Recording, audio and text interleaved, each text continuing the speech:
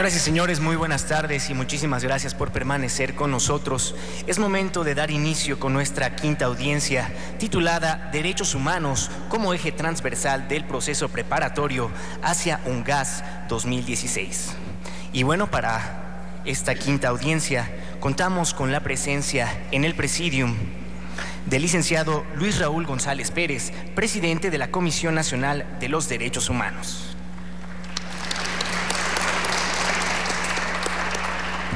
Contamos con la presencia del maestro Aram Barra, director de Espolea.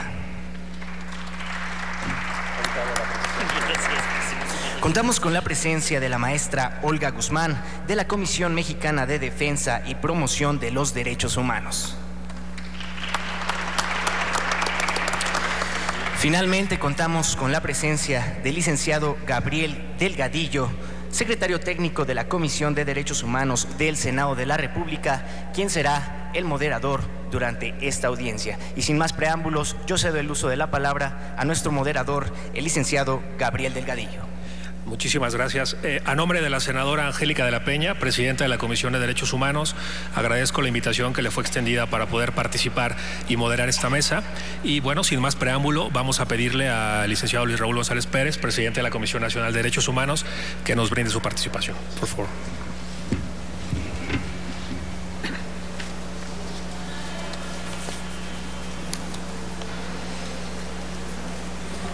Muy buenas tardes, tengan todas y todos ustedes.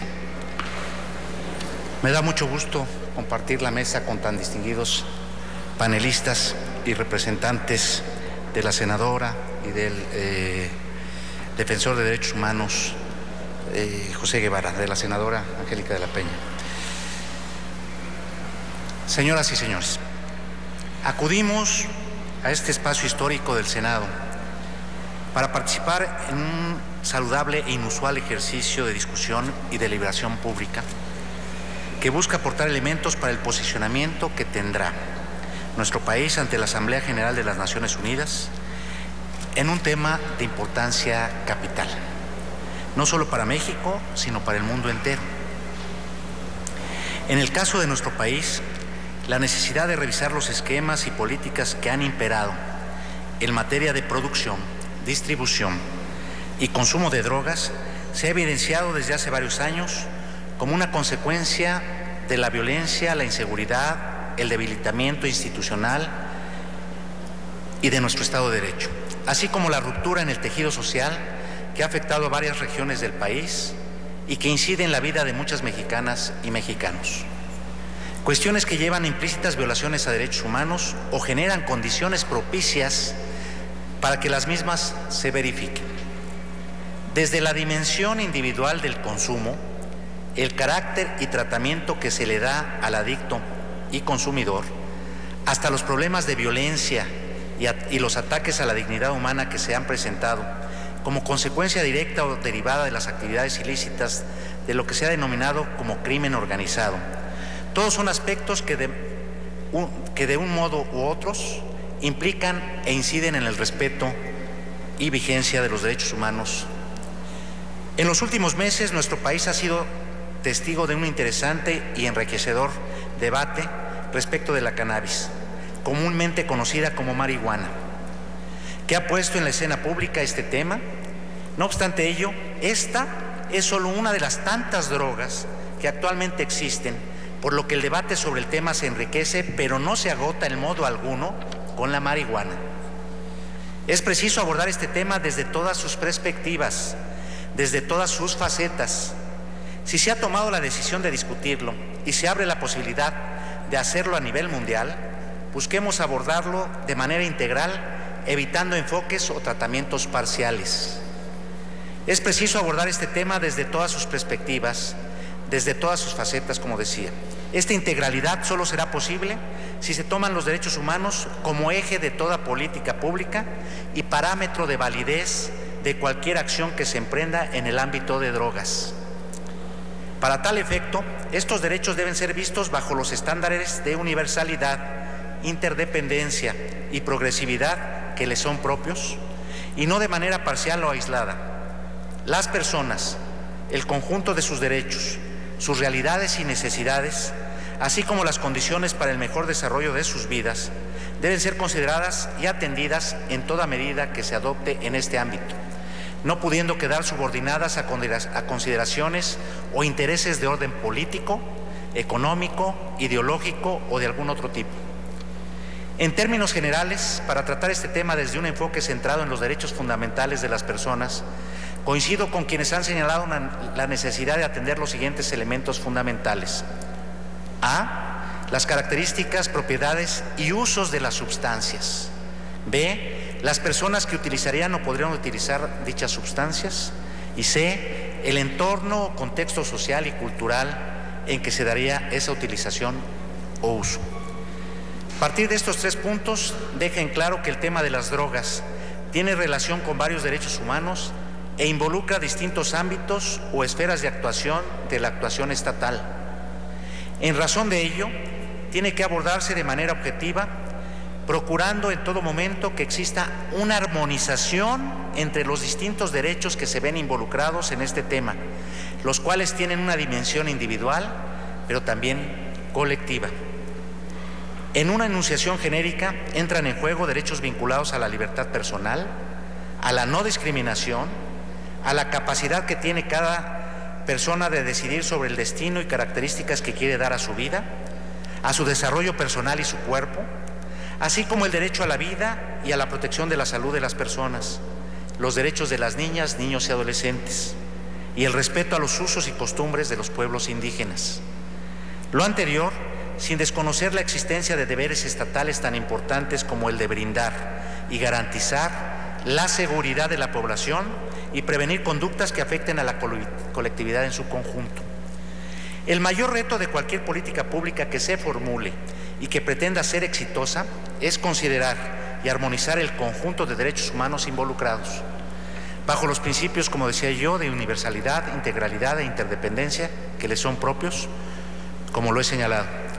Es preciso conciliar las dimensiones individuales y colectivas de los derechos humanos, salvaguardar puntos tan esenciales como la prevención decidida para evitar el consumo en nuestra infancia y adolescencia, así como generar la información, capacidades y proveer los recursos en instancias tales como los sistemas de salud pública, para que las políticas públicas que se definan y los derechos humanos que se aludan en las mismas puedan ser operativas y realmente tener vigencia.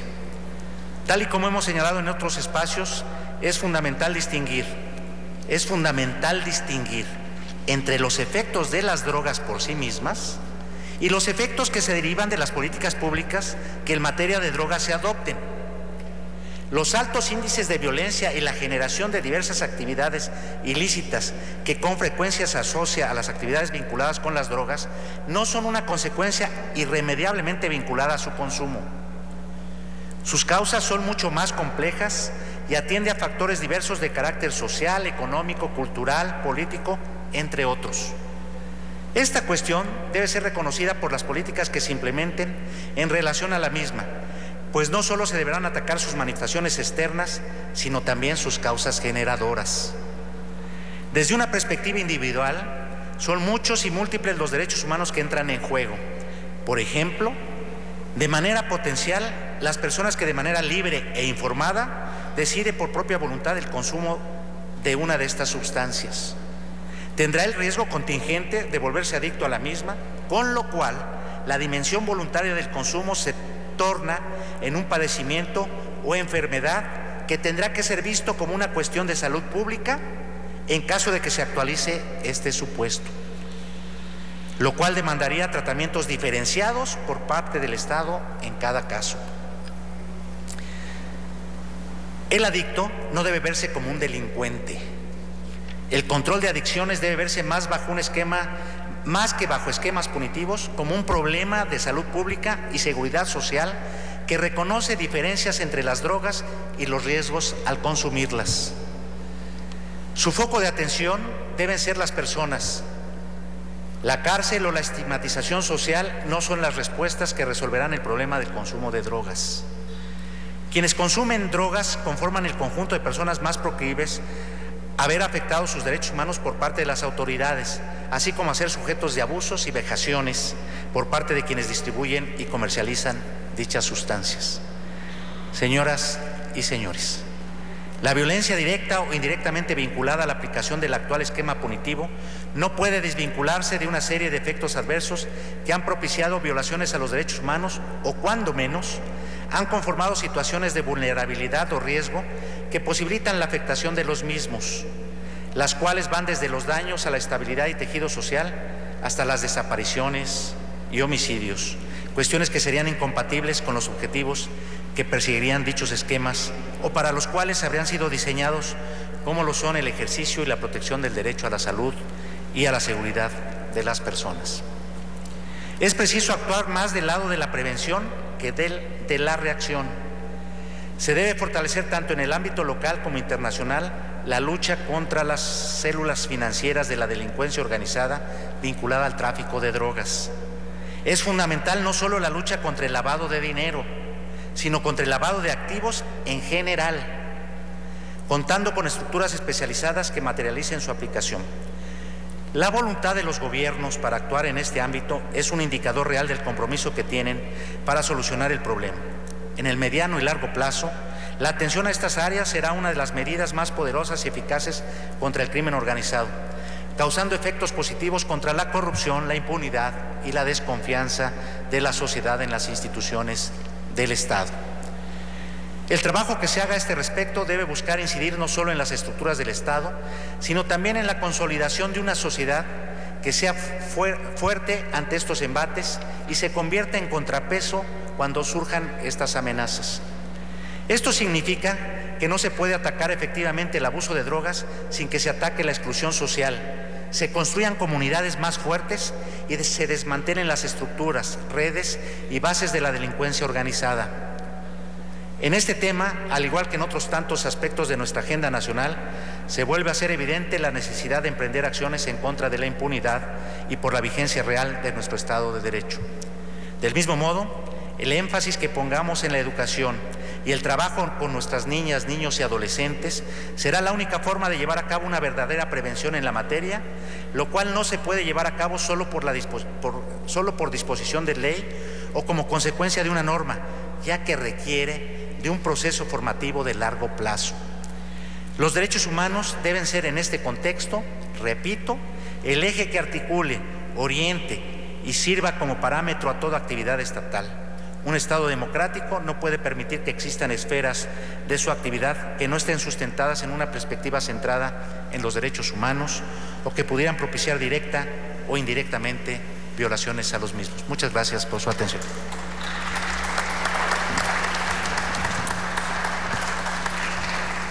Muchísimas gracias. Es el turno de Olga Guzmán Vergara, quien es directora de Incidencia Nacional e Internacional de la Comisión Mexicana de Defensa y Promoción de los Derechos Humanos. Muchísimas gracias por la invitación a estas audiencias públicas que me parece que en este momento, por la coyuntura política nacional e internacional, pues no son solo oportunas, sino son necesarias. Y bueno, por supuesto que celebro que organizaciones de la sociedad civil de derechos humanos estemos siendo parte de este proceso en esta discusión. Ojalá que hubiéramos más organizaciones de derechos humanos. La Comisión Mexicana de Defensa y Promoción de los Derechos Humanos, somos una organización que tenemos más de 25 años trabajando por la defensa y promoción de derechos humanos y documentamos y acompañamos a víctimas de violaciones graves a derechos humanos, particularmente a víctimas de violaciones como la desaparición forzada, las ejecuciones extrajudiciales, la tortura, las víctimas por el desplazamiento interno forzado a causa de la violencia. Y en el acompañamiento a víctimas de estas graves violaciones a derechos humanos, lo que hemos encontrado es que hay un patrón común y recurrente, y es que las violaciones o la comisión de violaciones a derechos humanos han incrementado alarmantemente a partir de la implementación de una política de seguridad encaminada al combate contra las drogas. Esta mañana escuchaba, cuando comenzaba esta jornada de estas audiencias, que el doctor Mazzitelli preguntaba o decía cuál es la diferencia o cuál es la relación más bien entre las drogas y la violencia. Y sin duda, bueno, tiene razón en preguntar esto, porque no hay una correlación, digamos, directa entre las drogas y la violencia, sino más bien lo que ya ha quedado demostrado es que hay sí una correlación directa entre los índices de violencia que comenzaron a incrementarse, como ya lo decía, alarmantemente desde el 2006, y la implementación de una política de seguridad encaminada al combate de la producción, distribución y uso de drogas. Entonces, aquí es importante que más que hablar de una política de drogas como tal, en México estamos hablando de una política de seguridad encaminada, como lo comentaba, al combate de la producción, distribución y el uso de drogas. Ya se ha reconocido en diversos foros, en diversos espacios, que esta política partió de un diagnóstico erróneo y que fue producto de una decisión precipitada de la pasada administración. Entonces, celebro que tengamos este espacio y esta oportunidad para hablar sobre la contribución y la posición de México en la UNGAS, porque bueno, esta sesión especial de la Asamblea General de las Naciones Unidas nos ofrece pues una gran oportunidad para hacer una evaluación sobre la política de seguridad implementada en el país como parte. Y aquí hay que aclarar que esta política de seguridad no es más que la contribución nacional al régimen internacional de control y fiscalización de drogas. Y además nos permite o propicia, digamos, este espacio analizar a detalle los diagnósticos que nos ofrecen diversas fuentes académicas, organizaciones de la sociedad civil también de derechos humanos y, bueno, por supuesto, los organismos internacionales. Entonces, es por ello que mi intervención la centraré en los diagnósticos y en los informes de los mecanismos internacionales de derechos humanos, los cuales, bueno, ya hay diversos que han advertido sobre los costos en los derechos humanos y el fracaso de lo que se ha denominado o lo que se denominó en el 2006 la guerra contra las drogas. Entonces, me quiero remitir al reciente informe presentado de la Comisión Interamericana de Derechos Humanos, titulado La situación de los derechos humanos en México, que fue, como muchos de ustedes saben, el pasado 2 de marzo. Y este informe da cuenta que México atraviesa una grave crisis de violencia y de seguridad desde hace varios años. Este informe destaca que durante el gobierno del expresidente Felipe Calderón y el inicio en el 2006 de la llamada guerra contra el narcotráfico, las graves situaciones de violencia aumentaron hasta alcanzar niveles alarmantes, incluyendo la consecuente pérdida de más de 100,000 personas, miles de desapariciones y un contexto que ha provocado el desplazamiento de miles de personas en el país. Como respuesta al incremento de la violencia, las autoridades han optado por aumentar el rol de las Fuerzas Armadas. Particularmente hablamos, bueno, de la Sedena y de la CEMAR, y han aumentado la participación de las Fuerzas Armadas en tareas de seguridad pública, incluyendo una política de confrontación contra el crimen organizado y el despliegue de operativos conjuntos entre las Fuerzas Armadas y las instituciones de seguridad estatales y municipales. Esta situación, como documentó la Comisión Interamericana en su informe, ha desatado aún mayor violencia, así como violaciones graves a los derechos humanos, en las que se observa una falta de rendición de cuentas conforme a los estándares internacionales. El informe reconoce que a pesar del cambio de gobierno en diciembre del 2012 y del cambio en el discurso oficial, que básicamente consistió en ya no llamar o ya no utilizar más el concepto de guerra en los pronunciamientos y en la narrativa institucional, pues no ha habido realmente cambios sustanciales en relación a las políticas de seguridad en la práctica y la violencia pues que estas mismas han desencadenado. La Comisión Interamericana documenta que la violencia está estrechamente relacionada con la presencia de fuerzas militares en las diversas áreas del país de mayor presencia de crimen organizado, narcotráfico y conflictividad. Esto es una declaración y un diagnóstico muy importante que no puede desestimarse. El reciente informe publicado de la Comisión Interamericana, bueno, también coincide con otras observaciones e informes de otros procedimientos especiales de las Naciones Unidas, por ejemplo. Entonces, Tenemos, y solo por nombrar de los más recientes, el informe del relator de las Naciones Unidas sobre ejecuciones extrajudiciales, quien documentó en su visita a México en 2013 que el ingente despliegue del ejército en el país para enfrentar a los cárteles de la droga había resultado en numerosas ejecuciones extrajudiciales a manos de las fuerzas de seguridad, así como también de los cárteles, a menudo sin ningún tipo de rendición de cuentas. El relator observó con preocupación que se siguen produciendo incidentes extremadamente violentos en el país, en particular atentados contra el derecho a la vida, a un nivel, en sus palabras, intolerable. Según la información proporcionada al relator Christoph Heinz por las autoridades mexicanas, durante la anterior administración federal, de diciembre de 2006 a noviembre de 2012, se cometieron 102.696 homicidios intencionales. Y el gobierno reconoció que no menos de 70,000 de estas muertes, es decir, casi el 70%, estaban relacionadas con el tráfico de drogas. Otro informe importante de la reciente visita, por ejemplo, del Alto Comisionado de Naciones Unidas para los Derechos Humanos, quien en materia de ejecuciones arbitrarias o homicidios intencionales, pues también fue informado de 151.233 personas asesinadas entre diciembre de 2006 y agosto de 2015, lo cual, en palabras del Alto Comisionado, para un país que no se encuentra en medio de un conflicto reconocido, las cifras calculadas son impactantes.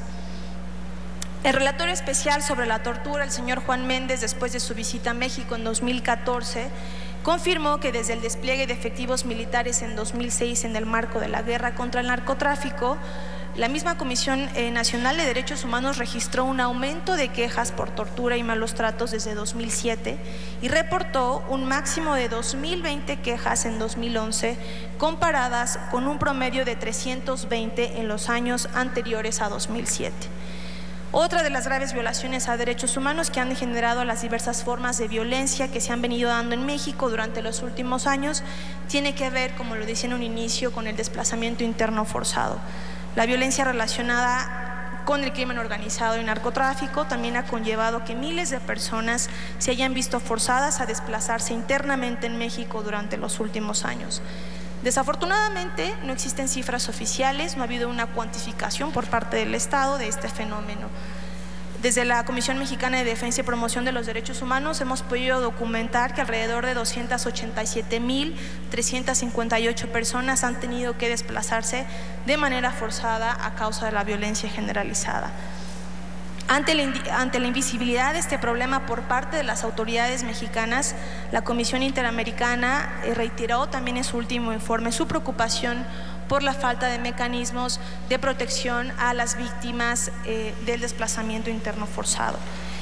El Alto Comisionado de Naciones Unidas para los Derechos Humanos, en su visita a México en octubre del año pasado, concluyó que parte de la violencia en México puede ser atribuida a los grupos del crimen organizado, que en sus palabras han hecho miserable la vida de mucha gente en varios de los 32 estados de la República.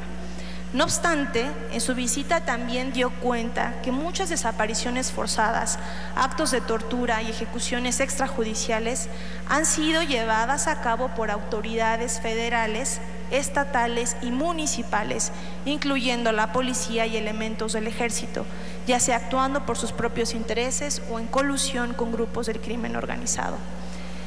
El corrosivo y devastador impacto del crimen organizado y las enormes cantidades de dinero que movilizan estos grupos, en palabras del Alto Comisionado, está cooptando y corrompiendo instituciones clave. Y es aquí en donde me gustaría profundizar un poco, el cual consiste básicamente en el patrón sistemático y recurrente de la impunidad y la corrupción en las estrategias del combate al narcotráfico. Porque si bien es cierto que la estrategia se ha centrado en la detención de integrantes del crimen organizado, no ha habido verdaderos esfuerzos para desmantelar la verdadera red de corrupción que involucra al crimen organizado, pero también agentes del Estado. Es decir, lo que vemos son las aparatosas detenciones de líderes de cárteles, pero nunca procesos penales en contra de sus aliados y cómplices de la función pública. Entonces, digamos que la cobertura mediática de los arrestos y las detenciones de los líderes pues solo son una pequeña parte de la verdadera o de la estrategia de manera integral. La política antidrogas de México ha además propiciado el desarrollo de leyes y figuras que se contraponen con el debido proceso, la presunción de inocencia, el derecho a una defensa adecuada y el derecho a que la sanción sea acorde con la gravedad del delito. Preocupantemente, las autoridades mexicanas han utilizado como indicadores de éxito de esta política las hectáreas de amapola y marihuana erradicadas, los laboratorios de cocaína destruidos, las personas detenidas y la cantidad de drogas incautadas. Este tipo de datos estadísticos pueden impresionar al público y transmitir una sensación de que se está haciendo algo, mejorando así las probabilidades de que los recursos se sigan destinando para estas actividades. Sin embargo, no indican si estas estrategias se traducen en avances reales hacia la consecución del objetivo principal, que es la reducción en el uso de drogas en el país. Es decir, los indicadores que generalmente se utilizan para medir la efectividad de las políticas internacionales antidrogas no corresponden directamente con el problema. Y lo mismo sucede con la producción de marihuana. Cuando se le hace desaparecer en una zona, rápidamente aparece en otra, ignorando las fronteras nacionales. Los líderes de los cárteles arrestados son reemplazados inmediatamente por otros que van ascendiendo en jerarquía. Los cárteles fragmentados son reemplazados por otros y cuando se logra desorganizar las rutas del narcotráfico, pues estas también son reemplazadas por otras. Para poder emprender un debate serio para el diseño de políticas públicas que regulen el uso de drogas, hay que comenzar reconociendo el grande fracaso del modelo prohibicionista y de las políticas de seguridad encaminadas al combate de la producción, distribución y uso de drogas emprendidas en el país.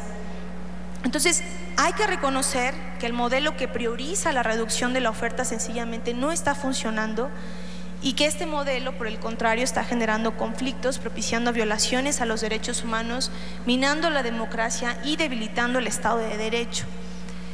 Estas lecciones deberían llevarnos hacia una nueva política de control de drogas que trate de llegar a las raíces del problema de las drogas y una política que claramente diferencie entre el uso y el abuso de sustancias, o el uso problemático más bien de sustancias.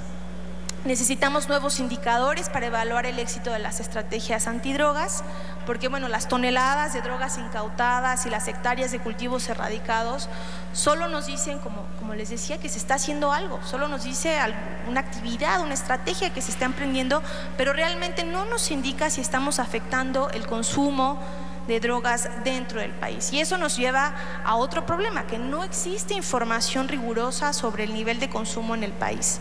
Lo que podemos saber es el consumo más o menos estimado de mecanismos de investigación como las encuestas, pero es la única forma de acercarnos a una estimación de consumo. Con una regulación responsable, por ejemplo, con espacios de distribución formal de drogas, como la marihuana, por ejemplo, empezaríamos ahora sí a generar información y a tener un estimado real de lo que se consume. En cuanto a la estrategia de seguridad, debemos de fortalecer las instituciones civiles que luchan contra el crimen organizado, el cual también no hay que ignorar que cada vez se diversifica. El uso de las fuerzas militares en vez de las policías debilita y distorsiona las funciones de ambas. La reforma y el fortalecimiento de la justicia deben de ir de la mano con la reforma policial, ya que para combatir el narcotráfico se necesita una fuerza policial y un sistema judicial que funcionen. Para concluir, aplaudimos que México haya solicitado adelantar la sesión especial, la UNGAS. Ahora hay que aprovechar, justamente como lo mencionaba en un inicio, la coyuntura nacional, la coyuntura política nacional e internacional. Hay que desmoralizar el debate y hay que hacer una evaluación sin prejuicios, utilizando los diagnósticos de los mecanismos internacionales de derechos humanos que se han producido sobre este tema, los cuales además reflejan la realidad de cientos y miles de víctimas de la guerra contra las drogas en el país.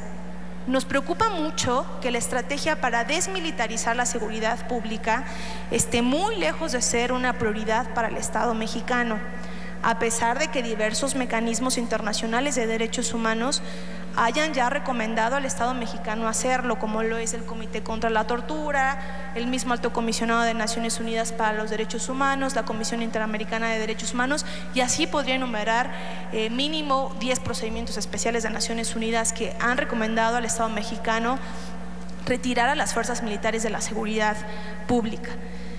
Y también, muy a pesar de la evidencia, como lo es el índice de letalidad, en el que también ha trabajado mucho aquí presente Catalina Pérez Correa, Rodrigo Gutiérrez. De acuerdo a datos de la misma Sedena, entre 2007 y 2012, en supuestos eventos de agresiones en contra de personal militar, fallecieron 158 elementos militares y 2.959 presuntos agresores civiles. Es decir, por cada elemento militar fallecido murieron 18.7 civiles. Dichos números evidencian el uso desproporcionado de la fuerza letal. Otras cifras oficiales indican que los asesinatos por parte de militares han continuado durante el presente sexenio. La Sedena informa que en el periodo del 13 de enero de 2007 al 5 de abril de 2014, en el curso de supuestos enfrentamientos, murieron 3.967 personas civiles. También reportó que murieron 209 militares del 13 de enero de 2007 al 30 de octubre de 2014, una proporción de 19 civiles fallecidos por cada elemento militar fallecido. También, de acuerdo a cifras de la PGR, del 1 de diciembre de 2006 al 31 de diciembre de 2014, de las 4.055 denuncias de tortura que reportó, 1.273 fueron atribuibles a personal militar. Entonces, siendo la política de drogas y los derechos humanos prioridades de la política exterior multilateral de México, y dada la coyuntura internacional, México debe impulsar la participación de más agencias internacionales de Naciones Unidas en este tema, particularmente dado los valiosos informes de los procedimientos especiales de Naciones Unidas, en donde se analizan las consecuencias de la política de seguridad y combate a drogas en el goce de los derechos humanos. México debe promover la creación de un procedimiento especial en el marco del Consejo de Derechos Humanos de Naciones Unidas, que tenga como mandato vigilar y supervisar el respeto de los derechos humanos en el marco de la implementación de políticas antidrogas en el mundo. Como reflexión final, solo diría que debemos enfocarnos en políticas institucionales de largo plazo y no en medidas paliativas que se fundamenten en un populismo punitivo. Muchas gracias.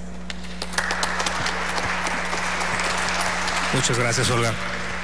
Es el turno del maestro Aram Barra, quien es oficial del Programa de Política de Drogas de México Unido contra la Delincuencia. Gracias y buenas tardes a todos, a todas, en especial, por supuesto, al Senado de la República y a la Comisión de Relaciones Internacionales del Senado, a la senadora Laura Rojas, por la invitación a México Unido contra la Delincuencia y por la organización de un foro muy importante, sobre una sesión muy importante que, como dijo Olga hace unos minutos, México llamó a acelerar para el próximo mes, cuando en realidad la sesión tocaba hasta el 2019.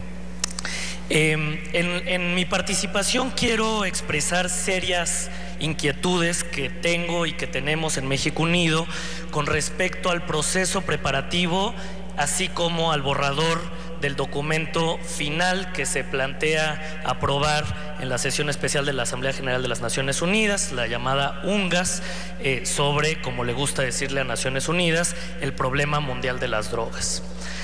Si bien el secretario general de las Naciones Unidas, el señor Ban Ki-moon, exhortó a que la UNGAS sea, y cito, un debate abierto y de gran envergadura que considere todas las opciones disponibles, y se prometió una discusión inclusiva que tendría en cuenta las perspectivas de los actores involucrados, Estados miembros, agencias de Naciones Unidas, círculos académicos y la sociedad civil.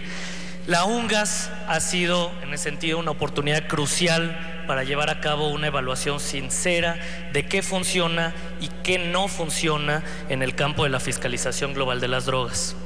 Es una oportunidad para encontrar un nuevo consenso que aborde la realidad del fracaso y las consecuencias negativas de las políticas vigentes, dijo. Llama la atención en ese sentido justo que México haya sido uno de esos 3 países que pidió se adelantara la sesión junto con Colombia y Guatemala en septiembre de 2012 en la Asamblea General. Pues no podríamos, dijo México, no podíamos esperar hasta el 2019 para revisar si el modelo prohibicionista era apropiado. A casi 4 años de que la Asamblea General aprobó esa sesión especial, adelantar esa revisión, las noticias son bastante pobres y, en mi opinión, bastante decepcionantes, tanto en el ámbito nacional como en el ámbito internacional. El proceso de la UNGAS no ha reconocido la falta de logros obtenidos durante los últimos 50 años por el sistema para el control de drogas. Las sustancias sometidas a control internacional están el día de hoy más disponibles y son más asequibles que nunca en la historia de la humanidad, y eso no se ha reconocido ni en el debate nacional ni en el debate internacional. El proceso ha, por otro lado, optado por ignorar todos los daños causados por los enfoques actuales, y ahorita Olga habló bastante de ellos, la doctora Catalina Pérez Correa en la sesión anterior, y varias personas lo hemos dicho ya durante varios años: abusos sistemáticos a los derechos humanos y continuación de la aplicación de la pena de muerte por delitos de drogas en muchos países, intensificación de la transmisión del VIH y de la hepatitis C, acceso intolerablemente inadecuado a drogas controladas para fines médicos, 187,000 muertes evitables relacionadas con drogas cada año, violencia, corrupción, asesinatos perpetuados por los mercados delictivos de drogas, estigmatización sistemática de personas que consumen drogas, destrucción de los medios de vida de agricultores de subsistencia debido a la erradicación forzada de cultivos, y miles de millones de dólares en fondos públicos desperdiciados en políticas de drogas que evidentemente no funcionan. Dada la naturaleza de la problemática no inclusiva y no transparente del proceso preparatorio, la UNGAS se encuentra el día de hoy peligrosamente cercana a representar una grave falla estructural del sistema de las Naciones Unidas. Al no abordar una crítica significativa ni plantear ideas o formulaciones nuevas, el documento final de la UNGAS corre el riesgo de convertirse en una costosa y muy costosa reafirmación de acuerdos y de convenciones previas. Ello representaría un grave fracaso para la Asamblea General y una traición absoluta para los Estados miembros, para las agencias de las Naciones Unidas, para la sociedad civil y para el público, que hemos exigido mucho más de este proceso.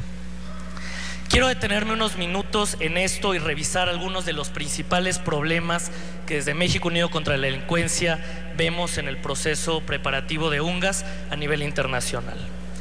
El proceso ha estado dominado por las fuerzas del status quo en el aparato de las Naciones Unidas, con sede en Viena, para el control de las drogas. Los preparativos estuvieron a cargo de la Comisión de Estupefacientes, la CND, que sesionó por última vez hace 2 semanas en Viena, y su secretaría de la Oficina de las Naciones Unidas contra la Droga y el Delito, la UNODC, también en Viena, en lugar de, como se hace con cualquier otra UNGAS, por la propia Asamblea General de las Naciones Unidas en Nueva York. Estas instituciones en Viena han tratado activamente de excluir propuestas innovadoras y vanguardistas de los Estados miembros, de otras agencias de las Naciones Unidas y de la sociedad civil, perpetuando las mismas luchas de poder y la parálisis que han entorpecido el debate de control de drogas en Viena durante décadas. Además, las negociaciones han tenido lugar mayormente en reuniones informales, de carácter cerrado, en lugar de eventos entre periodos de sesiones, como le llaman Naciones Unidas, y por lo tanto excluyendo la participación de la sociedad civil y contribuyendo a la falta de transparencia en todo el proceso. Estos problemas se han visto exacerbados por la autoimpuesta dependencia del consenso para la toma de decisiones en Viena y la presión por parte de muchos Estados miembros para ultimar el documento final antes de que éste llegue a la Asamblea General. En términos políticos, esto último significa que un puñado de países vociferantes y reaccionarios pueden bloquear las formulaciones progresistas en lugar de recurrir a la votación, como hacen muchos otros ámbitos del sistema de Naciones Unidas, incluyendo la Asamblea General misma. Para la UNGAS, la noción de un consenso global sobre drogas es simplemente insostenible, pues hoy en día en algunos países las personas se enfrentan pena de muerte por la tenencia de drogas, mientras que otros países están legalmente regulando los mercados de drogas. Si bien el consenso puede ser valioso en muchos otros ámbitos, en donde existe una polarización como es el debate de las drogas, puede dar más bien lugar a declaraciones que no captan las genuinas tensiones que existen entre las políticas y que ameritarían una discusión y un debate honesto. Para concluir, quiero mencionar los principales problemas que encontramos en el documento de UNGAS con el objetivo de urgir cambios incluso a este nivel tan tarde, con lo que buscaríamos se aprobara en el documento final. Los Estados miembros acordaron producir, y cito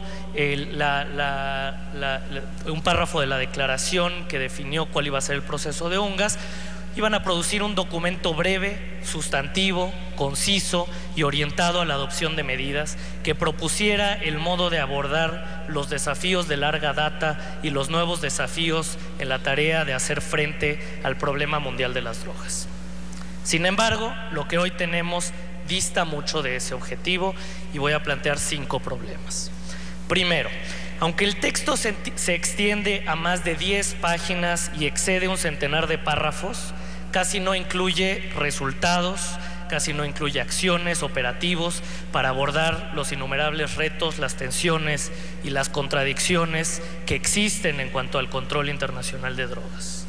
Hasta el momento se han rechazado propuestas de que la UNGAS establezca al menos un grupo consultivo de expertos que emprenda un análisis crítico y que elabore recomendaciones para modernizar el sistema con miras al 2019, que es la próxima declaración política del sistema, como se dijo en el panel anterior. Número 2, en lugar de considerar todas las opciones como se proponía al principio, el borrador que tenemos el día de hoy simplemente reafirma el enfoque actual y resulta devastador en cuanto a su incapacidad para reconocer los daños antes señalados, los daños que se han dicho todo el día, los daños a los derechos humanos que hemos visto de manera muy cercana en México, causados por las políticas punitivas. Estos costos se han destacado en repetidas ocasiones en muchísimos informes presentados ante la UNGAS mismo, por partes de la sociedad civil, por parte de agencias de las Naciones Unidas y por Estados miembros mismos. Sin embargo, el borrador del documento sostiene la existencia de, y cito, avances tangibles y mensurables, sin brindar justificación o explicación alguna sobre cuáles son esos avances o a qué avances se refiere. Número 3, el borrador actual no constituye un reflejo equilibrado de las aportaciones y de las recomendaciones presentadas ante la UNGAS por parte de las agencias de las Naciones Unidas. Muchas de estas aportaciones instan explícitamente a la eliminación de la criminalización de quienes usan drogas, pero este punto ha sido completamente excluido de los borradores del documento final que se negoció en Viena hace 2 semanas, lo cual demuestra una falta de coherencia en el sistema de las Naciones Unidas. Más aún, también se han omitido muchos aportes del grupo de trabajo de la sociedad civil, de ONGs alrededor del mundo, de estados miembros, de grupos regionales y especialmente todas aquellas exhortaciones a abolir la pena de muerte para delitos relacionados con drogas. Número 4, pese al reconocimiento explícito del término reducción de daños por parte de la Asamblea General, y me refiero a una resolución de la Asamblea del año 2001, donde se reconoce por primera vez la utilidad del término de reducción de daños y la importancia que tiene en términos científicos para responder al fenómeno de las drogas. En el documento final que tenemos de UNGAS no se admite la necesidad de contar con una propuesta de reducción de daños. El término mismo ha sido desaparecido del borrador, lo cual desde la sociedad civil nos parece simplemente ridículo. Y quinto y último, el borrador del documento final reafirma el llamamiento para lograr, y cito, una sociedad libre del uso indebido de drogas para el año 2019. Esta es una meta planteada por la Declaración Política del 2009 y que de hecho se había propuesto desde la UNGAS de 1998, reunida bajo el lema, y cito, un mundo sin drogas, podemos lograrlo. Por supuesto, desde entonces el consumo de drogas se ha incrementado. Parece ser, es decir, que en 20 años no hemos aprendido absolutamente nada en lo que al control de drogas se refiere. En general, el documento que se aprobará en 2 semanas más en Nueva York no establece una meta ambiciosa como pensaba hacer, sino más bien establece una meta ilusoria y peligrosa, enmarcando y distorsionando las respuestas de políticas en su conjunto, priorizando la meta de eliminación de las drogas en desmedro de los criterios de salud, del bienestar, de los derechos humanos y de la reducción de daños relacionados con las drogas. El borrador del documento final es totalmente incoherente con las prioridades identificadas en los Objetivos de Desarrollo Sostenible que acordamos a nivel mundial en septiembre pasado en la Asamblea General, tales como la lucha contra la pobreza, el mejoramiento de la igualdad de género o la reducción de la violencia y la degradación ambiental, costos directos y aceptados por la misma Sistema de Naciones Unidas en el reporte del 2011 de la Oficina de Naciones Unidas contra la Droga y el Delito, como consecuencias no intencionadas de la política prohibicionista. El borrador está completamente desfasado respecto a las realidades en el terreno en muchos de nuestros países, incluida la exitosa implementación de programas para la reducción de daños, una creciente tendencia a eliminar la criminalización del uso de drogas a nivel global, la exploración de modelos de mercados regulados para el cannabis, el reconocimiento de los derechos de poblaciones indígenas, así como los usos sociales, espirituales y terapéuticos de plantas psicoactivas. La realidad que vemos el día de hoy a nivel global es muy distinta, y esa es que el obsoleto paradigma de fiscalización punitiva en cuanto a control de drogas está siendo cuestionado, reconsiderado y reformado en todos los rincones del mundo, incluso si en la UNGAS no lo queremos aceptar. Es por todo lo anterior que el día de hoy yo, y a nombre de México Unido contra la Delincuencia, exhorto a la Cancillería mexicana, a la Comisión de Relaciones Internacionales del Senado de la República y a los otros estados alrededor del mundo a cuestionar el actual borrador del documento final de UNGAS para garantizar que el debate sobre sus contenidos no se limite a lo que vimos hace 2 semanas en Viena. La UNGAS es una oportunidad única para tomar una posición y demostrar liderazgo en cuanto a la reforma de las políticas de drogas se refiere, ya que simplemente no podemos continuar con el mismo enfoque fallido, y en eso México lamentablemente tiene mucho que decir. Muchas gracias.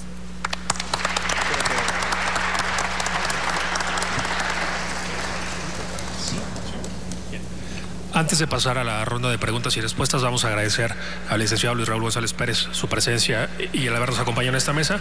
Tiene que retirarse tiene otra reunión, pero le damos las gracias por habernos acompañado. Bien, no sé si tengan preguntas. ¿Sí? Micrófono, por favor. No, pues extraordinario las tres. Esto no se va Raúl, pero agradecerle. La verdad es que pues aquí te atestiguamos que el Ombudsman entiende mucho más de política de drogas que el gobierno mexicano y que la Cancillería, yo lo propondría de canciller muy bien, estuvo su intervención, entendió perfectamente este problema, porque en México vivimos una degradación tremenda en derechos humanos por la guerra contra las drogas. Por supuesto, sé que un absurdo técnico es decir que el prohibicionismo es un crimen de lesa humanidad, es un absurdo técnico, pero en sus consecuencias no estaríamos tan errados. Si vemos la cantidad de muertes, destrucción, encarcelamiento, degradación, etcétera. Los organismos de derechos humanos, la Comisión Interamericana de Derechos Humanos, Human Rights Watch, han hablado de tortura generalizada. También el relator de las Naciones Unidas ha hablado de tortura generalizada. Ya son 3 instancias, quizás por eso ya no lo dejaron volver y ahora le dijeron que este año no lo reciben, a ver si con el otro tienen algún resultado distinto, pero eso habla de la tremenda degradación que tienen los derechos humanos precisamente por la guerra fallida contra las drogas. Y la pregunta que tenemos que hacerle al gobierno mexicano es: ¿por qué mantiene lo que no sirve? ¿Por qué tiene que esperar a que en la asamblea, en la sesión especial de las Naciones Unidas se le dé permiso? Porque si bien el multilateralismo es un valor, y es un valor diplomático, y es correcto que se busque, por lo menos idealmente, lo cierto es que no podemos nosotros atenernos a un acuerdo por 2 razones fundamentales. Primero, porque no todos los mismos países tienen el apremio que nosotros tenemos. No los otros países tienen el mismo apremio que nosotros tenemos. No tienen los daños a los derechos humanos, no tienen la violencia desbordada, no tienen el Estado penetrado por el crimen, no tienen este grado de descomposición institucional que tenemos en México. Entonces no podemos esperar que otros países estén igual que nosotros para que nosotros podamos cambiar. Y la segunda: si nosotros estamos esperando al multilateralismo, otros países no. Ni Canadá lo está esperando, ya lo dijo Trudeau, el primer ministro, ni el multilateralismo va a impedir que en noviembre en Estados Unidos haya elecciones en una decena de estados, entre ellos 2 estados que hacen frontera con México, que es Arizona y que es California, y que con esos 2 estados por supuesto que tendrán un gran impacto en nuestro país, y ellos no van a esperar, lo están haciendo. Otro que no esperó fue Uruguay. ¿Y qué le pasó a Uruguay? No le pasó absolutamente nada por tomar una decisión soberana de acuerdo a sus propias necesidades. Y es lo que quisiéramos ver, no que nos digan: pues es que no podemos cambiar porque no nos dieron permiso, los rusos no nos dieron permiso, ni los chinos nos vetaron, y entonces nos tenemos que seguir igual a pesar de que esto sea un verdadero desastre. Entonces, simplemente decir, así como en las cajetillas de cigarros se pone el consumo, el abuso en el consumo de este producto es nocivo para la salud, hay que decir, el prohibicionismo es nocivo para los derechos humanos. Y nosotros tenemos prueba de sobra, no solo la tortura generalizada, el índice de letalidad que hablaba Olga, que es tremendo. Nuestro índice de letalidad es muchísimo más grande que lo que era la guerra en Irak, que lo que fue la invasión en Irak, la guerra en Afganistán, etcétera. Cualquiera de las guerras tenemos 0.5 de índice de letalidad, cuando en otras guerras es 0.12, ¿no? Es una cosa desproporcionada. Ojalá lo podamos terminar y que este periodo de sesiones no se acabe sin que haya una reforma. Es urgente que haya una reforma, pero no una reformita, porque si sale una reformita, luego vienen las elecciones en noviembre en Arizona y en California, y vamos a tener que modificar. Además, nuestra propia descomposición interna. Este país nos obliga. Ser prohibicionista en México es ser masoquista, porque solo nos ha traído dolor, sufrimiento, y ningún solo objetivo ha conseguido. Y termino diciendo, miren, en el asunto medicinal es muy importante que haya producción nacional, porque si no será de élites, y que no solo sea medicinal, también sea terapéutico. Alguien que usa la marihuana terapéutica es Norberto Rivera, lo declaró en un sermón, la usa con alcohol como muchos de sus abuelos. Y aquí dicen, es que no se debe permitir porque no sea que otros lo usen para fines lúdicos. Oh, terrible, ¿no? Es como decir, no le vayan a robar, los monaguillos no le vayan a robar a Norberto Rivera su marihuana para que se la vayan a fumar, ¿no? Entonces, me parece que ya tenemos que dar un paso adelante. Nuestra situación sí es grave, sí es apremiante, y en lugar de esperar a que el mundo nos arrastre, nosotros debiéramos tomar un avance. Y qué bueno que lo menciona Aram Barra, como se necesita un solo país para que se vete cualquier consenso, y eso nos genera inmovilismo, pero estamos obligados a cambiar. No vamos a tener distintos resultados si seguimos haciendo lo mismo. Ojalá tengamos el valor de hacerlo, porque la negligencia que están teniendo los legisladores me parece muy grave. La Suprema Corte ya resolvió. La Suprema Corte ya dijo que es un derecho humano que está tutelado por el artículo 1 constitucional. La labor de los legisladores es ver cómo se hace válido, cómo se puede ejercer ese derecho. No hacerlo es una omisión tremenda. ¿Por qué no partimos de cumplir la Constitución y damos un paso al frente, en lugar de seguir resistiéndonos por el miedo a las buenas conciencias? Gracias. Gracias. Acá hay otra participación, por favor. Dos más.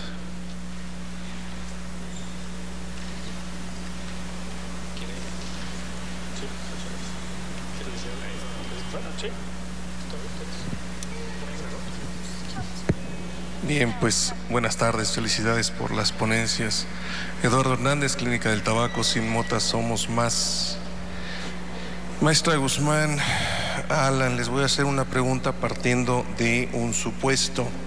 Como dicen los abogados, si suponemos, sin conceder, que legalizamos, como se ha mencionado por aquí en alguna mesa, el consumo de marihuana, si abierto, completo, así como hemos escuchado algunos ponentes mencionar.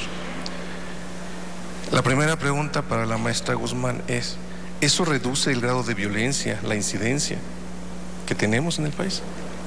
Y la segunda pregunta, en el mismo orden de ideas para Alan, ¿podría el sector salud acceder a los recursos de Sedena o de la CEMAR que hoy se usan en la guerra contra las drogas para poder efectivamente llevar ese programa integral de prevención a toda la población vulnerable, que es la escuela secundaria, y conforme va avanzando la edad ya es menos prevención y es más tratamiento, pero bueno, prepa y ahí todavía hay una incidencia en cuanto al tema de la primaria?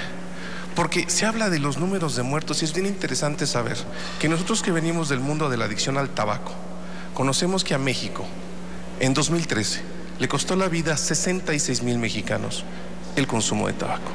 Y en el 2008 el Instituto Nacional de Salud Pública definió que se habían gastado 75,200 millones de pesos en diagnóstico, tratamiento y rehabilitación de las 4 enfermedades por fumar que causan la muerte. Habría que considerar las demás. Y como final, la doctora Medina Mora dijo en instalación del Consejo Técnico, nuestra modificación de la política pública ve un sentido, pero también tiene un impacto en el otro contexto. Son las dos preguntas. Muchas gracias. Aquí adelante, por favor, y al final hay una intervención de los dos ponentes. Buenas tardes, mi nombre es Juan Jiménez. Miren, ya urge, si es bueno, que ya haya el uso médico de la marihuana, vamos, por no decirle de otra palabra, porque mucha gente dice que hay que decirle cannabis, ¿no? Bueno, ya urge, ¿no? Ya que haya laboratorios y que se produzca, e inclusive dicen que es para fines, para hacer pomadas o lo que sea, pues también hay que usarlos ya. Hay otras medicinas mucho más potentes y mucha gente, existen otras plantas más potentes y se usan, ¿por qué no la marihuana, no? Bueno, pero lo que sí no me gusta, y he visto tantos casos en mi familia, en otras gentes, que el uso lúdico de la marihuana vamos a estar mucho mejor si se consume libremente. Hay muchas gentes, algunos diputados o senadores por ahí, que están buscando que haya un consumo lúdico urgente. Y para mí que piensan que se va a legalizar y que los narcotraficantes, ese poder económico enorme que tienen, se van a salir huyendo del país, se van a ir a China, a Cuba o a Honduras o a Colombia, no sé, se van a ir, y aquí se va a acabar el negocio de las drogas. Es una falsedad total, ¿sí? Se va a legalizar y van a seguir esos señores superviviendo y van a seguir dominando el mercado, ¿eh? Lo que sí yo veo que ha habido mucha impunidad, y lo relataba la maestra aquí presente, y los felicito por el valor que tienen de la impunidad para tratar la cuestión de las drogas. Es de verdaderamente, en Guerrero ahorita apenas hace una semana hubo 38 muertos y están como no sé cuántos miles de soldados y siguen llegando. En Tamaulipas ya llegaron como 8,000 y que van a ir no sé cuántos, y se pasean en las calles y todo eso, y ellos mismos le dicen es para que vean la presencia policíaca y de policías. No hay una efectividad combate para las drogas. Y si nos ponemos a ver que si las drogas las dejamos, porque es una cosa muy fuerte, para el consumo libre, no nos la vamos a acabar, así como país, ¿sí? Aquí no es lo mismo que se legalice la droga en Europa, que es otro tipo de educación, o en Uruguay, que es otro tipo de la gente que hay, y no ha pasado nada, y aquí sí va a pasar mucho y sigue pasando, ¿eh? Tengamos mucho cuidado con eso. Lo que sí le voy a decir una cosa, lo mismo el señor nuevo rector, que no tiene ni oficio político, el pobre señor. Él dice que un espacio que en su tiempo, ahorita no sé, fue un espacio de expresión libre, donde fue gente que los andaban reprimiendo y se expresaban ahí libremente. Ahora quiere que se inventa a la legalidad. Una cosa es la legalidad y otra cosa es la justicia. ¿Por qué no le...? Bueno, sí se oye, ¿verdad? ¿Por qué al señor no le falta valor? ¿Por qué le falta valor más bien? Para que exija a la PGR que haga su trabajo, y él mismo que exija que limpien las islas de traficantes de droga. Mi sobrino me explica que se consume todo tipo de droga ahí, y el señor rector dice, no, eso no, queremos que se aplique la legalidad en el Auditorio Justo Sierra, ¿sí? Y ya asunto resuelto. Y así en muchas escuelas está la droga circulando libremente. Hay una impunidad por parte de la autoridad que le corresponde terminar con esos problemas. Para mí es muy fácil. Ellos tienen inteligencia, me supone, como seres humanos que son, y también por lo que deben tener, para que estas gentes limpien las islas de tanto tráfico de drogas. Eso es todo. Gracias. Tenemos una última ahí atrás, si me hacen favor de pasarle el micrófono, por favor.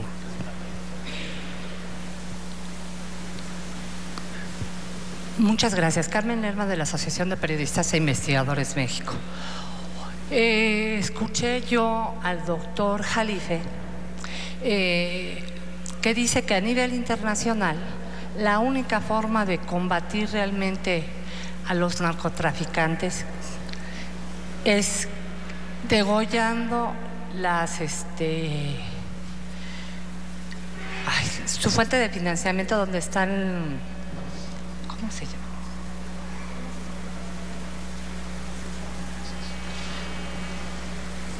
Los paraísos fiscales.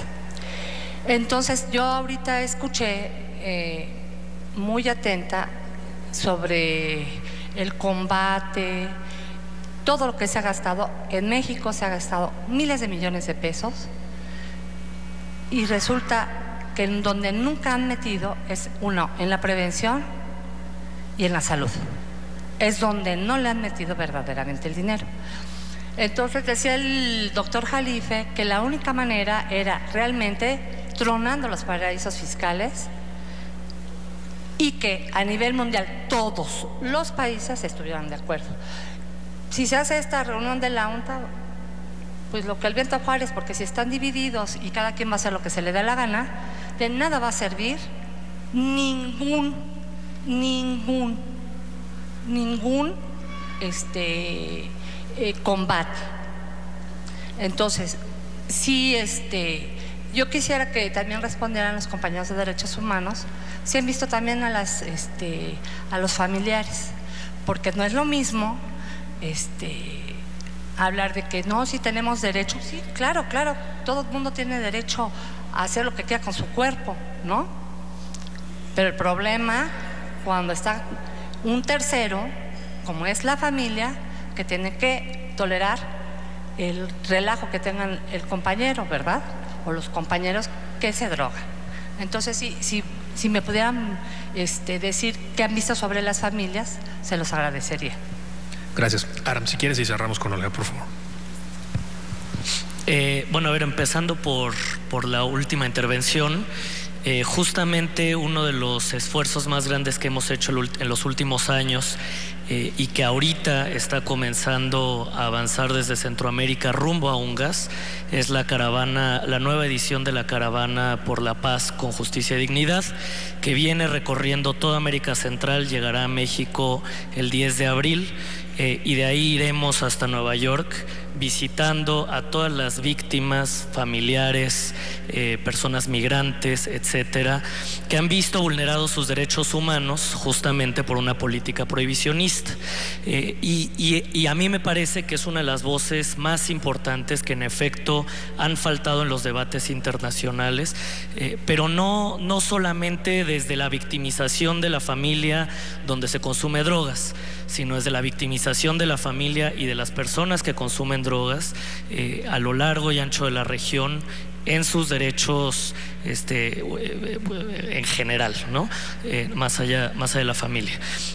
La caravana llega aquí a México el 10 de abril, tienen un concierto en el Zócalo de la Ciudad de México, donde me parece harán varios de los mensajes centrales. Una persona muy importante que lamentablemente ya no nos acompañará en la caravana es la activista del medio ambiente, la señora Cáceres, que fue lamentablemente pues matada, asesinada hace algunas semanas en Centroamérica. El segundo punto que tiene que ver con lo que el señor decía aquí al frente, me parece que tocó muchos puntos muy interesantes.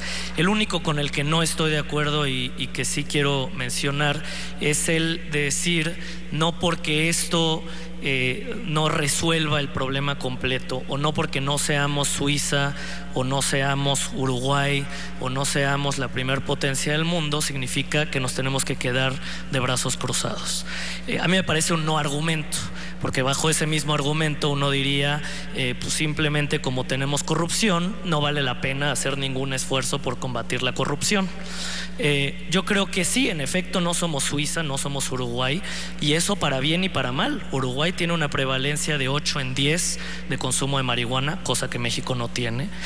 Suiza tiene una prevalencia de consumo de heroína muchísimo más alta que la de México, y sin embargo están avanzando de otra manera.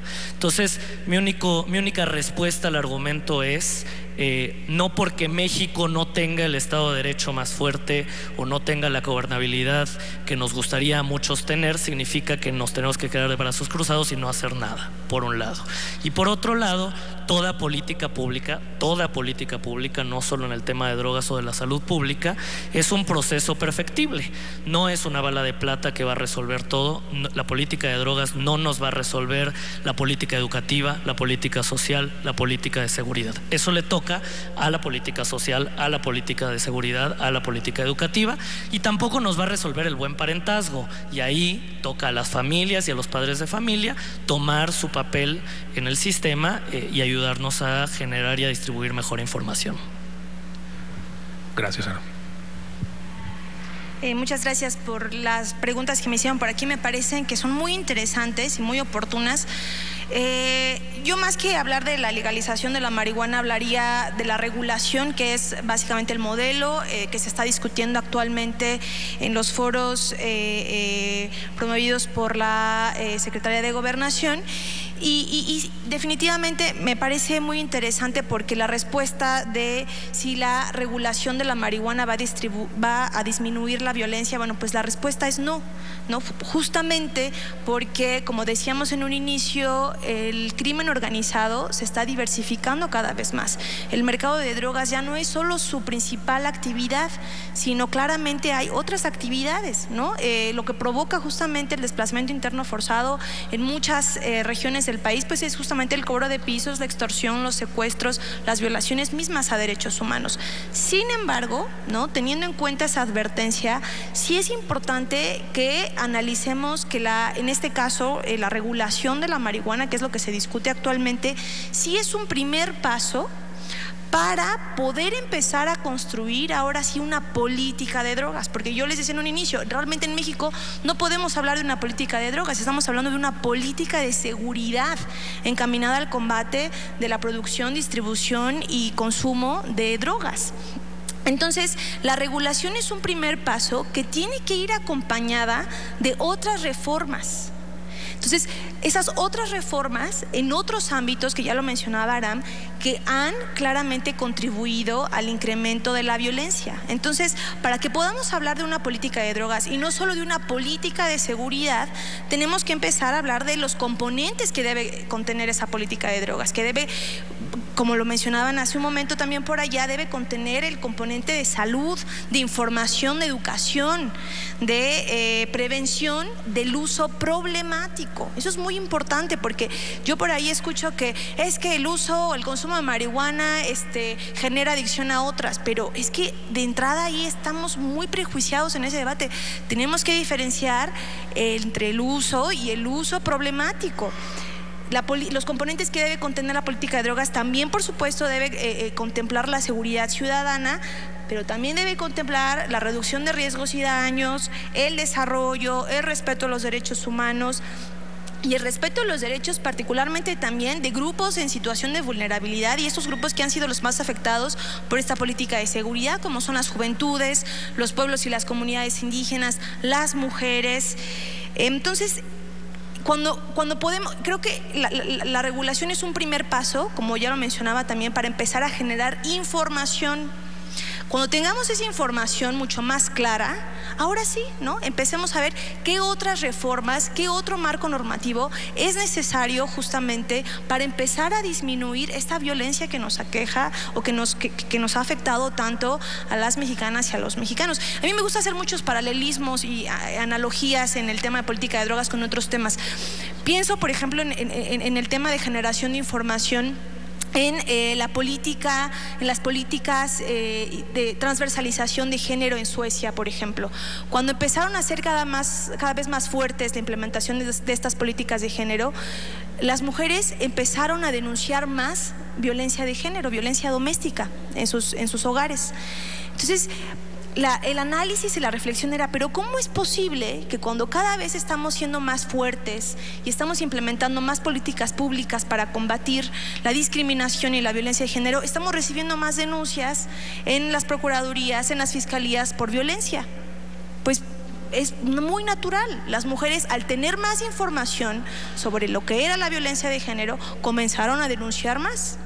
Entonces, cuando tengamos más registros de la prevalencia real del consumo en el país, vamos a poder también generar más políticas públicas que sean realmente acordes al problema. Entonces, pienso en otro paralelismo muy rápidamente, en donde justamente el prohibicionismo pues claramente no es la solución, y pienso en la información, porque una cosa es la información y la educación prejuiciada en los colegios, en las escuelas, en donde las drogas son malas, a cuáles son los efectos de las drogas, ¿no? Y que no todas las drogas son las mismas. ¿Cuántas veces escuchamos, el marihuano de la calle? ¿En verdad? Muchas veces nos referimos cuando hay una ignorancia muy fuerte, nos referimos a personas en situación de calle que están bajo los influjos de solventes o de sustancias psicoactivas. Entonces, no estamos ni siquiera hablando de marihuana, porque los efectos de la marihuana es distinto. Entonces, hasta ahí va nuestro grado de ignorancia en relación a las sustancias. Entonces, pienso en el prohibicionismo, por ejemplo, cuando se querían prevenir las infecciones de transmisión sexual. Entonces, en el ámbito de las escuelas conservadoras, ¿qué era la educación? Pues mejor jóvenes no tengan sexo, no tengan relaciones sexuales, porque eso, o van a quedar embarazadas o van a contraer infecciones de transmisión sexual. Entonces era el abstencionismo, ¿no? Y realmente eso no resolvía el problema y sigue sin resolver el problema. ¿Cuál es hoy por hoy, cuál es la solución y cuáles están siendo las políticas en esa materia? Bueno, pues informemos a los jóvenes y a las jóvenes cuáles son las consecuencias de tener relaciones sexuales no cuidadas, ¿no? Entonces, la información no tiene que ser sesgada y por eso insisto mucho en que tenemos que desmoralizar el debate. Y ya lo decía y ha abierto con esta frase el subsecretario Roberto Campa en los foros que ha promovido la Segovies. Establezcamos un debate y una discusión sin prejuicios, libre de prejuicios y más bien con información. Yo creo que eso es lo más importante para una regulación efectiva y responsable, en este caso de la marihuana, pero que, advierto, creo que tiene que ser acompañada por otras reformas como justamente la desmilitarización de la seguridad pública, la eliminación del arraigo, entre otras figuras que han ido en contra de los derechos humanos y las libertades fundamentales. Muchísimas gracias, Olga. Creo que ha quedado claro que hay un antídoto perfecto para el prohibicionismo y los efectos perniciosos de esta política vigente a nivel internacional, y ese antídoto es el lenguaje de los derechos, ¿no? Un régimen de derechos y libertades que permita hacer compatible lo que hoy es incompatible, ¿no? Y en este caso, particularmente en México, el inicio del nuevo debate es el ejercicio del derecho al libre desarrollo de la personalidad, y creo que mientras no veamos eso reflejado en los discursos políticos, en las declaraciones internacionales y en la propia declaración que tendrá que salir de las comisiones que han convocado a esta audiencia pública, entonces estaremos en mejores condiciones para poder enfrentar una mejor discusión. Agradecemos mucho a los participantes en esta mesa, muchísimas gracias a ustedes y damos por terminada esta sesión.